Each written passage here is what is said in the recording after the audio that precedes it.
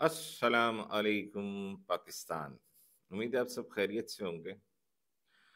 कल हमारी पार्लियामेंट कानून साज असेंबली ने अमरीकी करारदाद के मुकाबले में एक करारदाद पास कर ली, जो बहुत तारीखी मौका था। और इस तारीखी मौके पे जिस जिसने उसकी हिमायत की वो तारीख में अच्छे लफ्ज़ों में याद किया जाएगा। और एक जमात ऐसी भी थी जिसका बयानिया डे फर्स्ट से, जिसने झूठा बयानिया खड़ा किया कि जो अमेरिका ने हमारे खिलाफ साजिश की, हमें अमेरिका ने हुकूमत से निकाला। पहले दिन वो कागज लहरा लहरा के साइफर वाला, जिसमें पता नहीं वो जादू के टोटके लिखे हुए थे, क्योंकि वो दिखाया तो कुछ नहीं, के बाद में वो साहब मुकर भी गए। शायद उसमें बुशरा बेगम ने कोई टोटके लिखे हुए थे, वो इसलिए खोला नहीं गया कभी भी। लेकिन बहुत तारीखी मौका था पीटीआई के लिए कि वो वापस कौमी सियासत में दाखिल होती, मुल्क की सियासत में दाखिल होती, वो तमाम सियासी जमातों के साथ इस करारदाद के हक में खड़ी होती। बहुत तारीखी मौका पीटीआई ने, सुन्नी इत्तेहाद कौंसिल अल मारूफ पीटीआई ने मिस कर दिया। और ये वाज़े तौर पर उन्होंने इशारा दे दिया, साबित कर दिया कि वो कल भी अमरीकी गुलाम थे, वो आज भी अमरीकी गुलाम है। अमरीकी साजिश से अमरीकी गुलामी तक का सफर पीटीआई ने बहुत तेजी से तय किया है।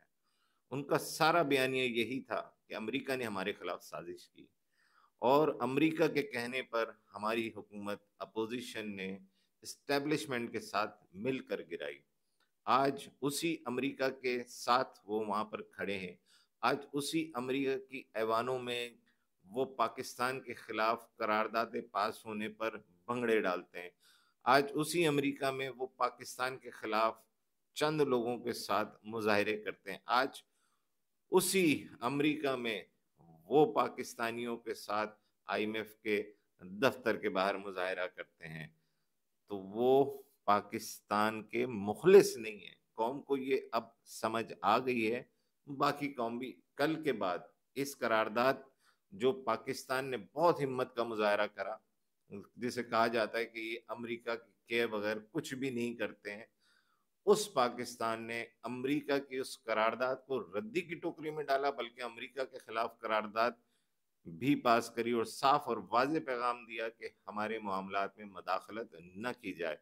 पाकिस्तान की पॉलिसी रही, पाकिस्तान भी किसी के मामले में मदाखलत नहीं करता। एक पुरअमन मुल्क की यही पॉलिसी होती है। दूसरा, उस करारदाद की जो अहम तरीन दूसरी बातें थी वो थी कि पाकिस्तान ने अमेरिका को कहा है कि वो फ़लस्तीन में होने वाले जुल्म बर्बियत को अपने असर सोक से रोके। यानी कि अमेरिका को मैसेज दिया गया है कि वो अपना किरदार अदा करे फ़लस्तीन में होने वाले जुल्म को।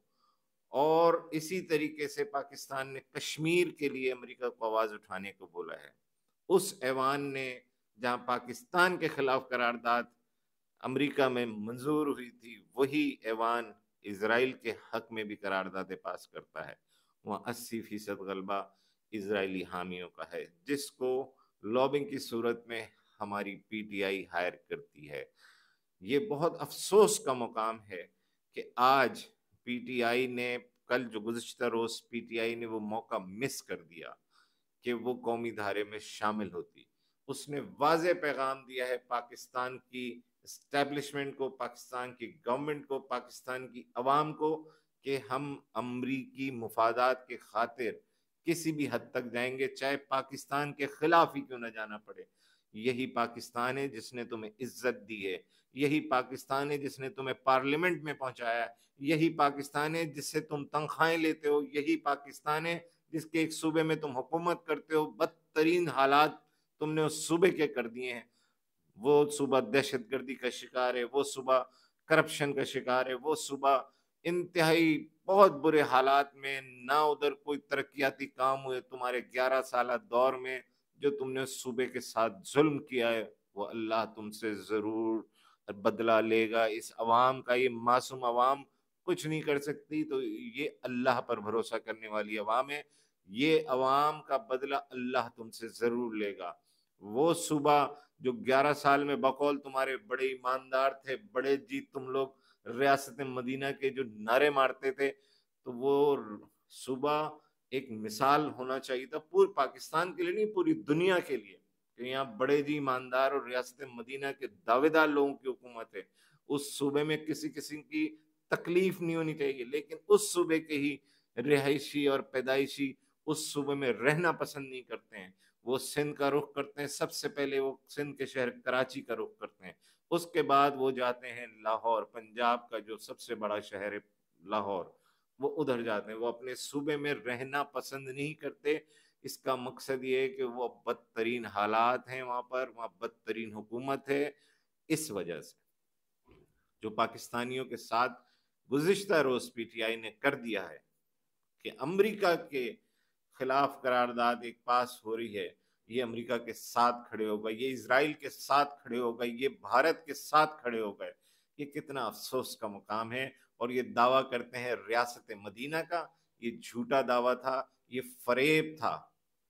जो अवाम ने कल देख लिया कि ये कितने फरेबी लोग हैं, अपने चेहरे पर नकाब ओढ़े हुए हैं, ये असल में एजेंट ही इसराइल और भारत के हैं। इन्होंने पाकिस्तान के पीठ में खंजर घोंपा है। जिस पाकिस्तान ने इनको नाम शौहरत सब कुछ दिया, उसी पाकिस्तान के पीठ में खंजर घोंपने वाली ये पार्टी है पीटीआई। तो बहुत अफसोस के साथ कहना पड़ रहा है कि पाकिस्तानियों अब भी समझ जाओ, इनका जो असर सोख या इनकी जितनी भी जो बयानियां है वो सोशल मीडिया की हद तक है। ग्राउंड रियलिटी पर आवाम इनसे नफरत करने लगी है। अब नफरत, ये लफ्ज में इस्तेमाल कर रहा हूँ, नफरत करने लगी है। और कल के बाद तो शदीद नफरत होगी, और केपीके में भी नफरत होगी, क्योंकि केपीके वाले अमेरिका को कभी भी अच्छा नहीं समझते। तो केपीके में भी नफरत का एक उबाल उठ रहा है। इनके लोग अब समझ रहे हैं, इनके अपने लोगों में इत्तेफाक नहीं रहा, इनके अपने लोगों में ओहदे की बंदर बांट लालच में इख्तलाफात हैं। ये आज नई बात नहीं है, बहुत पुराना ये किस्सा है कि इनमें आपस में इख्तलाफात हैं। ये तो लीडर ऑफ अपोजिशन के लिए लड़ते रहे हैं पहले, मैं क्या क्या बताऊं। बहरहाल कल पाकिस्तान के साथ जो सुन्नी इत्तेहाद कौंसल मारूफ पीटीआई ने जुल्म किया है, वो अवाम कभी नहीं भूलेगी। इनका सफर अमरीकी साजिश से अमरीकी गुलामी तक का जारी और सारी रहेगा। ये अमेरिका का गुलाम कल भी थे, ये अमेरिका का गुलाम आज भी, ये आइंदा भी अमेरिका का गुलाम रहेंगे। इनका जो वजीर आजम रहा पाटे खान फिरौन न्याजी, वो कहता था मैं आलू प्याज टमाटर के रेट नीचे करने नहीं आया। और भाई तू कौन से नारे लेकर आया था, कौन सा तब्दीली का नारा लेकर आया था? तू केपीके तो तब्दील कर नहीं सका, तो पाकिस्तान को क्या खाक तब्दील करेगा? तूने केपीके को कर्जों में जगड़ दिया, तूने पूरे पाकिस्तान को कर्जों में जगड़ दिया।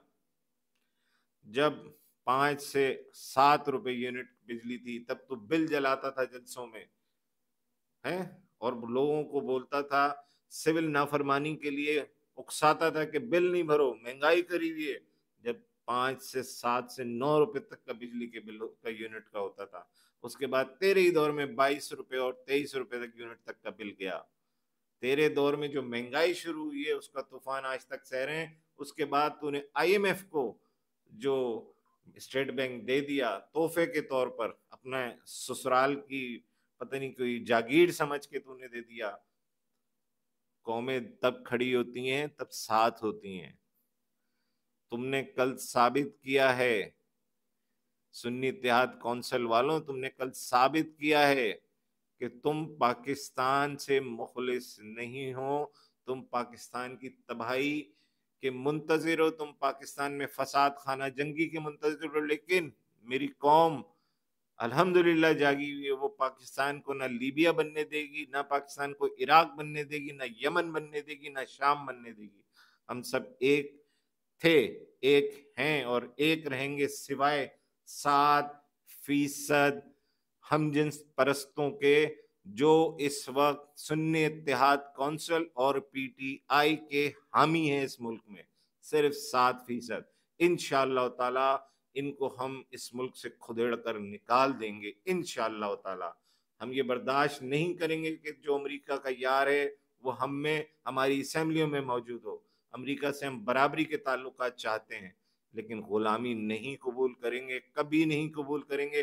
तुम कल तक जिस पर इम्पोर्टेड हुकूमत का इल्जाम लगाते थे, आज तुम खुद उस इम्पोर्टेड अपोजिशन में बैठे हो, तुम अमेरिका की हिमायत से पोजीशन में बैठे हो, तुम इम्पोर्टेड जो है वो अपोजिशन हो, तुम अमेरिका की लॉबी हो यहाँ पर, तुम पाकिस्तान को नुकसान पहुंचाने वाले अमेरिकी गुलाम हो यहाँ पर। मैं पाकिस्तान के अरबाब इख्तियार से बार बार दरख्वास्त करता हूँ, एक बार फिर दरख्वास्त करूंगा, खुदारा सीरियस हो, इस मैटर को सीरियस लें और पीटीआई नामी इस सो कॉल्ड सियासी जमात पर फौरी पाबंदी आयद की जाए। इंशाअल्लाह ताला ये होगा। पाकिस्तान जिंदाबाद, पाकिस्तान आर्मी जिंदाबाद।